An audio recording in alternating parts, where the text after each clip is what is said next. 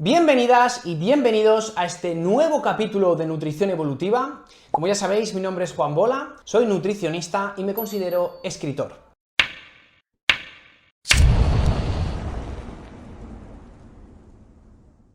Estamos ante el segundo capítulo y hoy vamos a hablar de que somos genéticamente carnívoros. Forma parte de esta pequeña introducción que estamos haciendo y en el siguiente capítulo hablaremos sobre que somos fisiológicamente carnívoros. Con esto ya tendremos la introducción y podremos empezar a hablar de alimentos y de otras circunstancias un poquito más abiertas. Antes de empezar con este capítulo, hubo una duda que se repitió mucho en el primer capítulo que hice, que se llamaba la glucodependencia, donde hablaba de la rigidez metabólica y de los problemas que nos daban.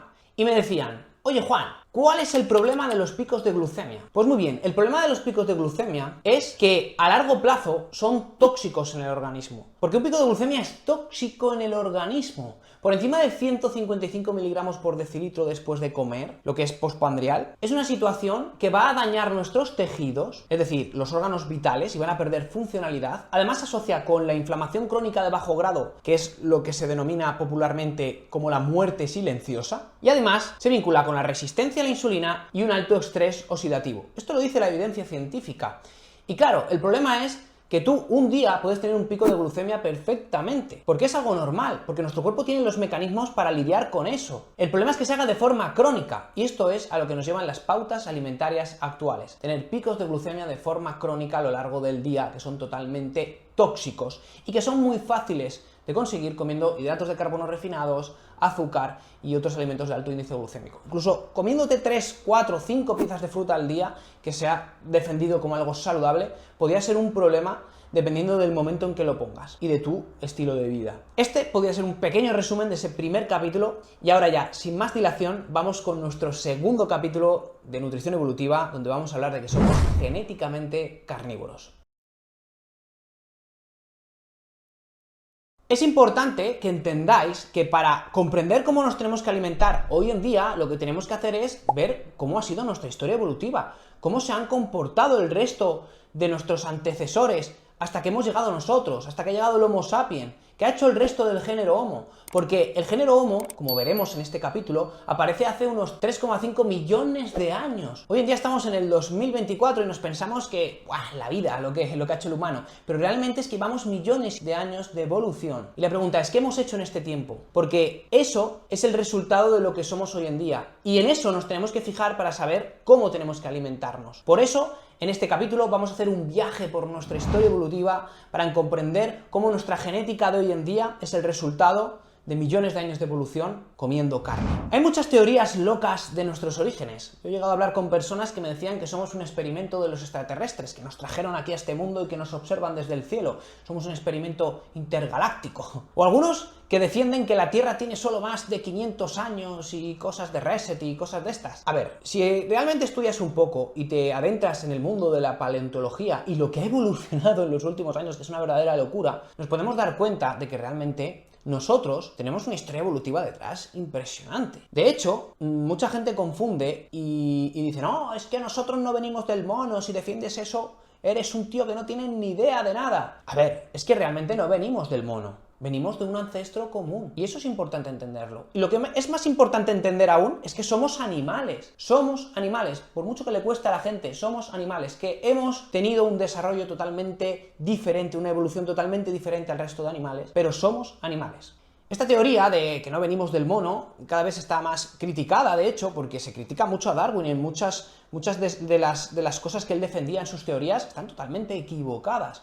Y algunos, como por ejemplo Lamarck, el ejemplo de la jirafa, ¿no?, que fue alcanzando un cuello más alto para poder comer los frutos más altos de una manera gradual, con el paso de las generaciones, una adaptación al medio. Esto hoy en día se conoce como epigenética. Y aunque a Lamarck le señalaron y le dijeron, tío, te estás equivocando, eso no puedes decirlo, no puedes decirlo, y él se murió pensando que estaba equivocado, hoy en día sabemos que tiene mucha más razón en muchas partes que Darwin.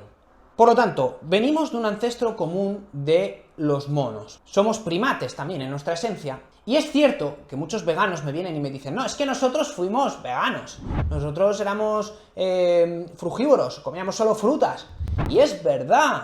Pero eso pasó hace 4 millones de años. El Australopithecus afarensis, que es el antecesor del género Homo, pues bueno, pues sí, se alimentaba a base de frutas, hojas, raíces, semillas, porque vivían en ambientes boscosos, tropicales, y se dedicarían todo el día a conseguir alimento. Pero eso pasó hace 4 millones de años. Y realmente lo que se ha marcado como nuestra esencia como animales, el resultado de lo que somos hoy en día, es lo que pasa cuando aparece el género Homo, que es alrededor de hace unos 3 millones de años. ¿Qué pasó hace 3 millones de años para que apareciera el género Homo? Pues bueno, lo que sería el África de aquel momento era una selva tropical, donde había muchos simios. Y con el paso del tiempo hubo una serie de cambios climáticos que llevó a una sabana. Por lo tanto, los simios autóctonos con el paso de las generaciones tuvieron que adaptarse al medio de diferentes maneras. Hubo algunos que emigraron y que se fueron a zonas donde todavía había selva para vivir como vivían, y hubo otros que dijeron, oye, yo me adapto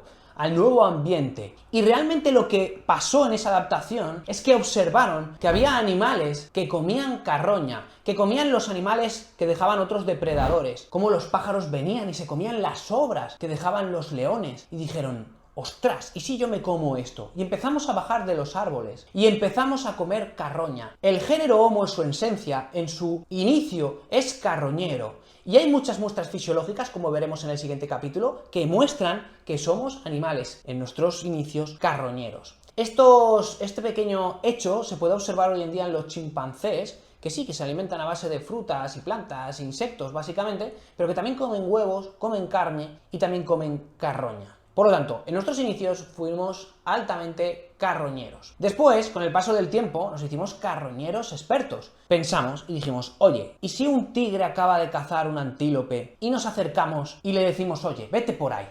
No así, ¿no? Pero tirándoles piedras, tirándoles lanzas, tirándoles cosas, ahuyentándoles, haciendo ruido, y la presa sería para nosotros, recién cazada, sería perfecto. Por lo tanto, nos hicimos carroñeros expertos. Este comportamiento se puede, y está grabado, y se puede observar en algunas poblaciones indígenas de hace unas cuantas décadas que cazaban así, siendo carroñeros expertos. ¿Qué supuso este cambio? Porque claro, al final nosotros pasamos de comer prácticamente frutas y vegetales a comer otro tipo de alimentos que nunca antes habían estado en nuestra alimentación y se convirtieron en la base alimentaria. ¿Qué supuso? Pues lo que supuso fue la entrada de la densidad nutricional. Gran dato, importante, vamos a hablar de él a lo largo de esta parte del capítulo. La densidad nutricional es súper importante y lo vais a ver. Pasamos de comer vegetales a comer especialmente tuétano en nuestros inicios como carroñero. De hecho, se sabe que, lo veremos también en siguientes capítulos, que nosotros diseñamos herramientas ya hace 3 millones de años. Especialmente para acceder al tuétano, a la médula ósea, rompiendo el hueso con las piedras para poder adquirir ese pedazo de nutrientes, porque es un alimento, que está formado por grasa, proteína, tiene también colágeno y micronutrientes, minerales, vitaminas de alta biodisponibilidad sin antinutrientes, muy eficaces. ¿Qué supuso ese cambio en nuestra base alimentaria? Pues lo que supuso fue un mayor contenido calórico y unos nutrientes muchísimo más fáciles de asimilar que los alimentos de origen vegetal. Porque sí, los alimentos de origen animal son mucho más asimilables sus nutrientes que los de origen vegetal. Vamos a echar un ojo un poquito más de cerca en esos nutrientes del tuétano o la médula ósea, que hay estudios científicos que lo vinculan con un correcto desarrollo del cerebro en etapas primarias del ser humano. O sea, es súper interesante para la alimentación complementaria, o sea, no lo dudéis, para los más pequeños. Y además se ha vinculado con la correcta salud cognitiva. Y esto es porque es un gran alimento, una densidad nutricional espectacular. El 90% es grasa, que contiene omega 3 y omega 6, que son ácidos grasos esenciales, pero principalmente es grasa monoinsaturada. Y esto es algo que nos debe dar pensar. Nosotros en nuestros orígenes y durante toda nuestra historia evolutiva hemos comido mucha grasa monoinsaturada. Interesante. 7 gramos de proteína de calidad, con toda su secuencia de aminoácidos esenciales. Vitaminas liposolubles, la A, la E, la D, la K, minerales como el hierro, magnesio, zinc, calcio, todo de altísima densidad nutricional y de alta biodisponibilidad. Un superalimento el tuétano. Hoy olvidado, una pena. Y entonces este cambio, vale, ahora nos nutríamos de una manera mucho más eficiente, como nunca antes en nuestra historia evolutiva. ¿Qué supuso para nosotros? Supuso la evolución. Hoy en día yo estoy sentado aquí y somos lo que somos porque empezamos a comer animales, porque empezamos a comer carne, huesos, vísceras. Así lo demuestran estos dos estudios, y hay muchísimos más, yo os pongo solo estos dos, donde habla de que la comida de alta densidad nutricional y nuestras habilidades para conseguirla, la caza, la comunicación, las herramientas, todo lo que trajo consigo esta nueva forma de alimentarse, nos llevó a evolucionar y a ser más inteligentes y a seguir evolucionando. Otro estudio más, la grasa animal y el colesterol puede haber ayudado al hombre primitivo a desarrollar un cerebro más grande. Y aquí entra una teoría que es muy válida y que cada vez está más consolidada, que es la teoría del tejido caro. Aquí tenéis un pequeño resumen, con un pequeño esquema, que podéis parar la imagen, observarlo, leerlo, verlo. Y ahora vamos a hablar de los puntos más importantes. Vamos a desarrollar. ¿Qué nos diferencian de otros primates? Pues lo que nos diferencian de otros primates es básicamente que nuestro cerebro es más grande y nuestro intestino es más pequeño. Al contrario que otros primates que tienen el cerebro más pequeño, el intestino más grande. Los otros órganos son muy similares, el corazón, el hígado, el riñón. Los otros órganos vitales son muy similares, pero esa diferencia tenemos con el cerebro y el intestino. Y esto es muy interesante, porque dentro de la fisiología de los primates, cuanto mayor es su sistema digestivo, menor es su tamaño de su cerebro. Y el cerebro es un órgano que consume muchísima energía. Y si aumentara el tamaño del cerebro, esta condición solo se podría dar si se redujera otro órgano con un gasto energético similar, es decir, el intestino.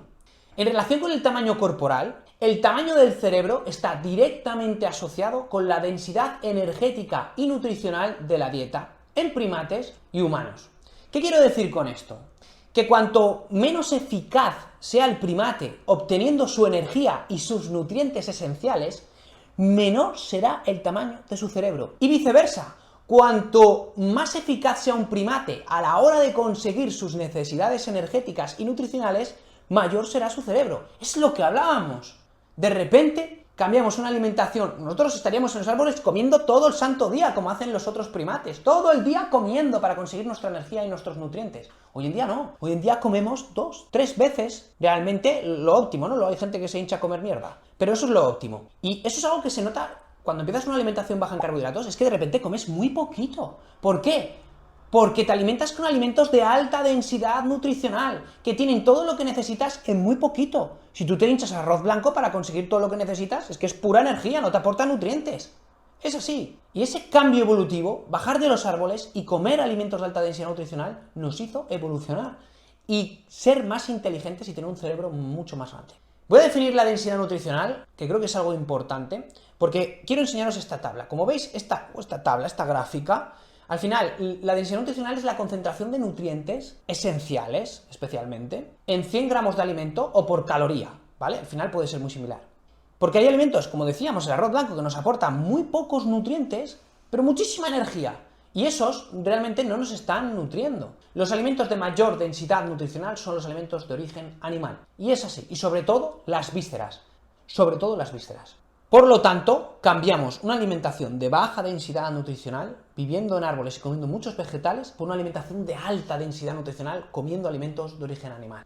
Y eso lo que supuso es, como veis en esta gráfica, de un estudio súper interesante que os animo a leer, porque entonces entenderéis la importancia de la teoría del tejido caro y realmente la relevancia que tiene en nuestra evolución. Como veis, cuanto más carnívoros hemos sido, más se ha desarrollado el cerebro humano. Tal cual. Hace 2,5 millones de años aproximadamente es cuando tenemos nuestro pico de subida. Carnívoros, carnívoros, carnívoros, carnívoros. Y si nos fijamos en esta gráfica, en los últimos 3.000 años, el tamaño del cerebro se ha reducido drásticamente comparado con la evolución de nuestro cerebro en los últimos 2,5 millones de años. Es impresionante la caída. ¿Y a qué se supone que se le puede atribuir esta caída? Pues una alimentación de menos densidad nutricional, con menos grasa, menos proteína, más hidratos de carbono, más fibra, más antinutrientes, es decir, menos densidad nutricional. Hoy en día la alimentación es de muy baja densidad nutricional, porque así lo marcan las pautas alimentarias actuales.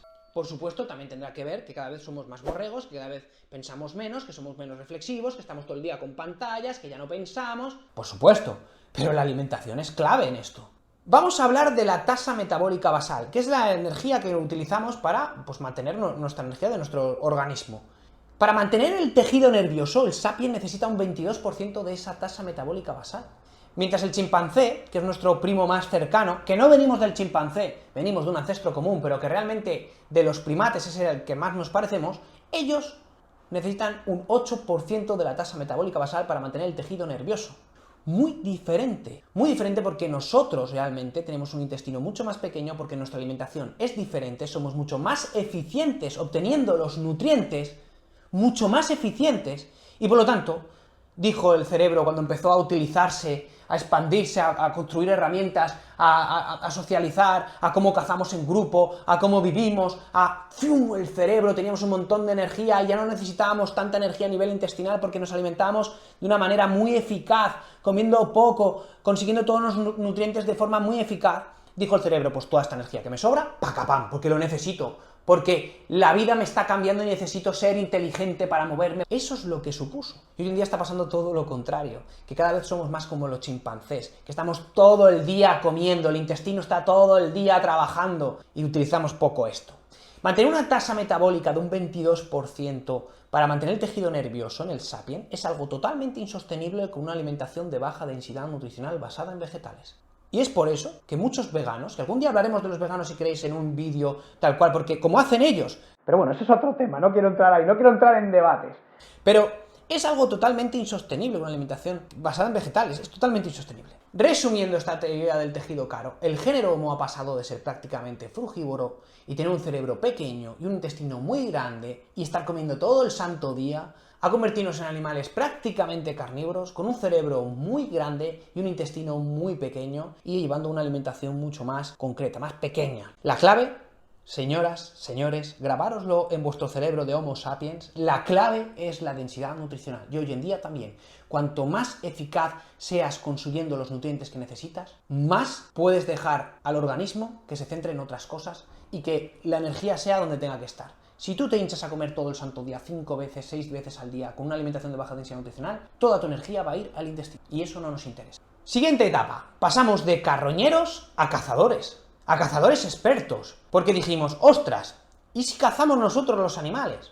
Aquí tenéis un pequeño estudio muy interesante también, todos estos estudios leerlos por favor porque son increíbles, y leo textualmente del estudio, el linaje Homo, que hoy probablemente condujo a los humanos modernos, lo que somos hoy en día, evolucionó desde una base baja a una posición carnívora alta durante el Pleistoceno, comenzando con el Homo habilis y alcanzando su punto máximo con el Homo erectus. Aquí viene a decir que nuestros antecesores son altamente carnívoros. Todos estos entrecomillados los añado yo. Y luego nos habla de que hay una inversión de esta situación a medida que llega el Paleolítico Superior y que finalmente culmina con la llegada de la agricultura. Luego hablaremos del Paleolítico Superior. Muchos autores defienden, y yo realmente estoy totalmente de acuerdo con ellos, que uno de los peores eventos que le ha pasado a la especie Sapiens es la llegada de la agricultura. Lo peor que nos ha podido pasar como especie. Esto es algo que defiendo en mi libro y que seguramente en un futuro tratemos en algún vídeo cuando ya hayamos hablado de nutrición y ya hayamos pasado de esta introducción. Pero es súper importante entender que la agricultura no nos trajo ningún bien. Es lo que hablamos, la agricultura aparece hace 10.000 años. Algunos autores hablan de 12.000, 13.000 años, perfecto, sobre todo en la cuna de la agricultura, que es el norte de África. Pero de media, unos 10.000 años, hasta que se consolida. ¿Qué hemos hecho el resto de tiempo? Es que 10.000 años es comparado con lo que hemos hecho como género Homo, es una mierda de tiempo. Aquí tenemos otro estudio que nos habla del Homo neandertal, el Homo neanderthalensis, que mucha gente se piensa que era un tío que no tenía conocimiento, y realmente no. Realmente el Homo neandertal se comportaba muy similar a nosotros, de hecho compartía vida con nosotros, como vamos a ver a continuación, y era muy inteligente, igual que el Homo sapiens. Seguramente sea más inteligente que muchos que están ahora por ahí, por la calle. Dice el estudio, y leo textualmente del estudio, los neandertales eran carnívoros de alto grado, consumían más carne incluso que el lobo o la hiena. Tenemos que recordar que convivíamos con ellos, que éramos prácticamente iguales. Y es muy interesante, porque no solo estaba el neandertal, o sea, había varias especies de humanos. Estaban los neandertales, estaban los denisovanos, que estos se conocen de hace pocas décadas, y el Homo sapiens. Nosotros perduramos, no se sabe muy bien por qué. Pero tenemos que tener en cuenta eso, ¿no? Por ejemplo, con el Homo neandertal, el Homo sapiens convivió con él desde hace unos 300.000 años a 28.000 años. Y es importante entender que hoy en día compartimos un 3% del ADN mitocondrial. Pero que cuando hablamos del conjunto de la especie, del Homo sapiens, compartimos prácticamente la totalidad del genoma con los neandertales. Éramos prácticamente iguales y nos comportaríamos prácticamente igual. Y el Homo sapiens, al igual que el Homo neandertal, éramos altamente carnívoros. Muchos estaréis preguntando, ¿y qué es esto del ADN mitocondrial? ¿Por qué compartimos un 3% con los neandertales? Pues esto es algo muy interesante. El ADN mitocondrial es el cromosoma circular que se encuentra dentro de las mitocondrias. En humanos, al igual que la mayoría de los mamíferos, la herencia del ADN mitocondrial es únicamente heredada de la madre, versus el nuclear, que es el más grande, pero bueno, es el que recibimos a partes iguales de nuestro padre y nuestra madre. Pero el ADN mitocondrial es solo de nuestra madre. La madre se lo da al hijo, la madre de la madre se lo ha dado a la madre, la madre de la madre de la madre se lo ha dado a la madre. O sea, realmente es un hilo increíble, un árbol genealógico de madres. ¿Qué quiere decir? Que si hoy en día tenemos un 3% de ADN mitocondrial neandertal, en aquella época una mujer neandertal estuvo con un Homo sapiens haciendo sus cosas y teniendo hijos. Hoy somos seres híbridos entre los neandertales. Y ahora ya sí, ya hemos hablado del Homo sapiens y aparece el Homo sapiens cuando ya éramos cazadores bastante expertos. El Homo sapiens aparece alrededor de unos 300.000 años. 300.000 años, ¿qué es eso comparado con 10.000 años? Que es la agricultura. O con 2.000 años, que es lo que estamos ahora.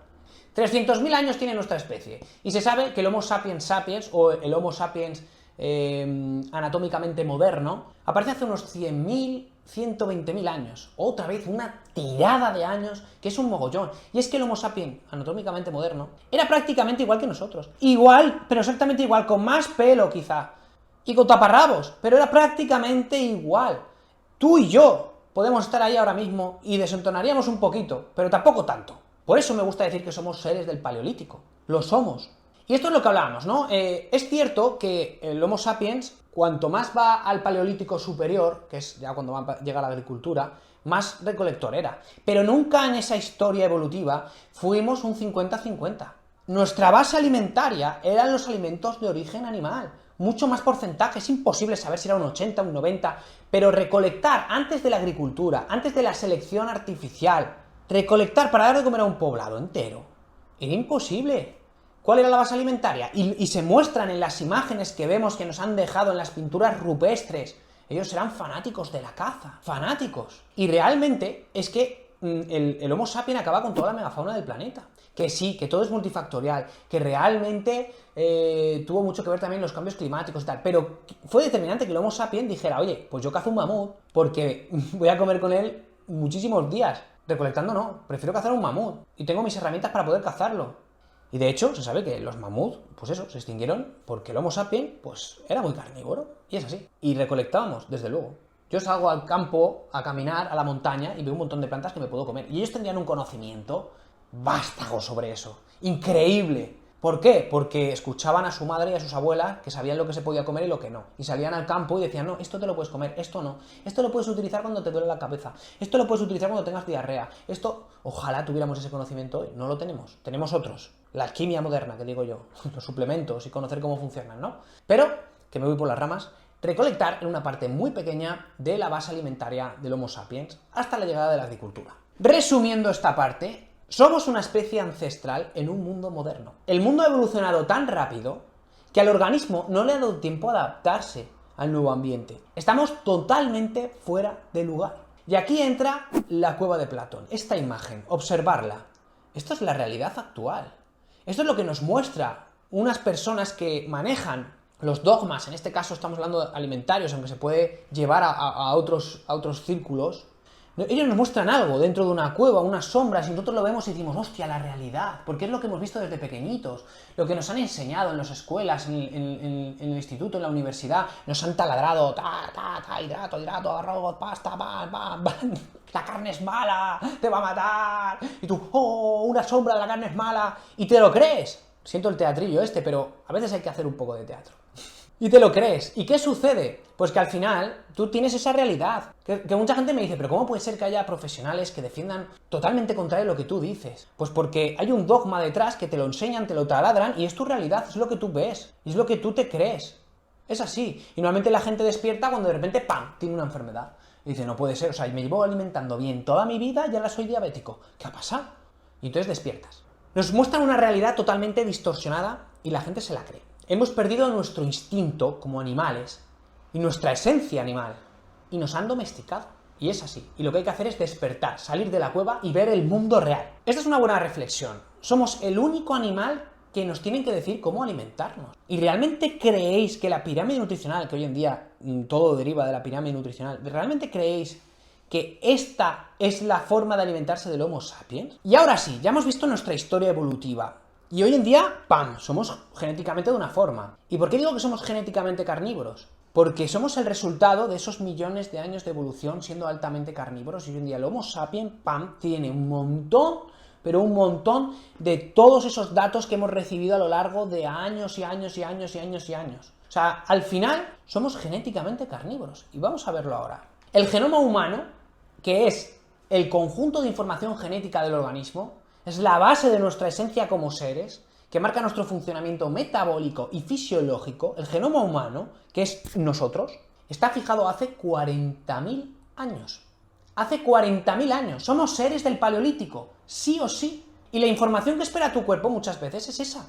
Es la información de hace 40.000 años. Y hoy estás recibiendo información que ha inventado el hombre hace 100 años. Unos cereales del desayuno. Una información que le llega a tu cuerpo totalmente fuera de lugar, un invento del humano. Que sí, que no hay que volver a las cavernas y llevar taparrabos, no. Hay que aprovechar las cosas buenas que ha hecho el humano en el momento en el que estamos y juntarlas con mucha información ancestral. Por eso, la conexión a tierra, la conexión con la naturaleza en general, la exposición al frío, el estar socialmente juntos, el deporte, la buena alimentación con comida real, todo esto es información ancestral que te sana, que te cura. Por eso siempre digo, hay que volver al origen para sanar. Hay que volver. Y es así, porque somos seres del Paleolítico. Otro dato muy importante. El 99,9% de nuestro ser, de nuestra genética, es igual. Entre todos los humanos de este mundo. El 99,9%. Y es cierto que existe interindividualidad entre nosotros, que va a marcar ciertas cosas, desde luego. Pero no podemos ser tan radicales y decir que nuestra especie es vegana. Porque no lo ha sido nunca. Eso es una moda. Y nuestro organismo, nuestra fisiología, nuestra genética está adaptada a ser altamente carnívora, no vegana. Y nuestra esencia como especie es esa. Es como si ahora a un león le decimos, no, tú tienes que ser vegano, tío. ¿Por qué? Si mi especie ha sido altamente carnívora y está totalmente comprobado. Y ahora vamos a hablar de la epigenética, que hemos hablado un poquito de Lamarck ahí al principio de este capítulo. Lamarck es muy interesante y si podéis os recomiendo que lo leáis. La epigenética es el estudio de los mecanismos que regulan la expresión de los genes sin una modificación de la secuencia de ADN que los compone. Establece la relación entre las influencias genéticas y ambientales que determinan un fenotipo. Dicho de otra manera, la epigenética es cómo el cuerpo se adapta, cómo los genes se expresan, porque tú puedes tener una secuencia de ADN bien fijada, pero un gen se puede expresar de una manera u otra según tus circunstancias ambientales. Y eso es la epigenética, es una adaptación al ambiente para que tu cuerpo sobreviva el máximo tiempo posible. Sobreviva el máximo tiempo posible. Vamos a poner algunos ejemplos. Por ejemplo, a mí siempre me dicen, no, es que mi abuela vivió hasta los 90 años y fumaba todos los días. Perfecto, esa mujer tenía una epigenética muy fuerte. Pero la pregunta es, ¿cómo vivió sus últimos años? ¿Vivió con 12 pastillas al día? ¿Vivió 10 años en una cama, en una silla de ruedas? ¿Vivió con dolores, con malestares, ¿vivió mal? Porque eso es sobrevivir. Y lo que queremos es supervivir. Y para supervivir hay que darle a nuestros genes lo mejor, el ambiente perfecto para que ellos se expresen de la mejor manera y que no se dediquen a sobrevivir, sino a supervivir. Esto es súper importante. Otro ejemplo clarísimo, súper bueno. Son nuestros pies. Mis pies son así, son acabados en punta. Y realmente si nos fijamos en los bebés, sus pies son cuadrados, muy abiertos los dedos y como cuadrados. Y si nos fijamos en los pies de un corredor descalzo, un corredor adulto, los pies son muy parecidos a los de un bebé. ¿Y por qué hoy en día tenemos los pies en punta? Porque los zapatos que utilizamos son así. Y el pie se ha adaptado a esa forma. Desde muy pequeñitos nos ponen ya esas zapatillas que nos comprimen y que nos moldean. Y el cuerpo al final se adapta, sobrevive, el pie sobrevive y se adapta y es así, es totalmente distinto a lo que debería ser. Pero sobrevive y puedes vivir 100 años con el pie así. Tendrás problemas de espalda, de pisadas, en la rodilla, en tal, en no sé qué, pero vas a vivir. Esto también se ve mucho por ejemplo, antes, ahora ya se utilizan calzados un poco más cómodos, como el Barefoot, que al final es un calzado que respeta el pie, la forma del pie, que esto es lo que deberíais de empezar. Si tienes un hijo, ponle este tipo de calzado sin duda alguna. Es el futuro, es el futuro. Nike ya está haciendo para bebés. Pero es verdad que antes se utilizaban por ejemplo, tacones o los zapatos muy ajustados y mi abuela me acuerdo que tenía los pies montados, los dedos montados de llevar tacones. Es increíble y eso lo ha hecho el humano con sus inventos, que creemos que va a ser mucho mejor utilizar unos tacones que un calzado cómodo, ¿no? La diferencia entre supervivir y sobrevivir está en la epigenética. Está en darle a tu cuerpo lo que necesita. La información que le tienes que dar, que es muy parecida a la de hace 40.000 años, cogiendo las cosas buenas del mundo moderno. Yo siempre digo, si tú tienes dudas de que si algo es bueno o es malo, piensa que haría alguien hace 40.000 años. Piénsalo y saldrás de dudas. Con esta teoría de la epigenética aparece la teoría del gen ahorrador, ¿vale? Es una teoría también muy válida que nos dice que realmente genéticamente pues somos muy parecidos hace 40.000 años y que nos comportamos de una manera totalmente alocada hoy en día, que el cuerpo no se ha adaptado y por eso enfermamos. Y al final vamos cogiendo pecados de aquí y de allí y al final enfermamos por nuestros hábitos modernos. Como conclusión, somos una especie altamente carnívora. Y mi pregunta es, ¿y si recuperamos la alimentación que nos hizo humanos? Que nos hizo evolucionar, que nos hizo ser lo que somos hoy en día. Bienvenidos a Nutrición Evolutiva, bienvenidos al despertar de la especie, bienvenido al mundo de la salud. En el siguiente capítulo vamos a hablar, como ya os he dicho, sobre la fisiología del humano. Vamos a demostrar que fisiológicamente, como genéticamente somos carnívoros, también lo somos. Y hay muchas muestras en nuestro estómago, en nuestro intestino, en nuestro cerebro, en nuestro, que dice: ostras, si es que somos altamente carnívoros. Es así. Así que, sin más dilación, nos vemos en el siguiente capítulo. Espero que os haya gustado un abrazo evolutivo y recordad que si tenéis dudas, cuestiones, feedbacks, por ejemplo, me dijisteis: oye, ponte un micro, tío, que no se te oye bien. Ya tengo micro. Si creéis que cualquier feedback, cualquier cosa, decírmela. Un abrazo evolutivo y nos vemos en el siguiente capítulo.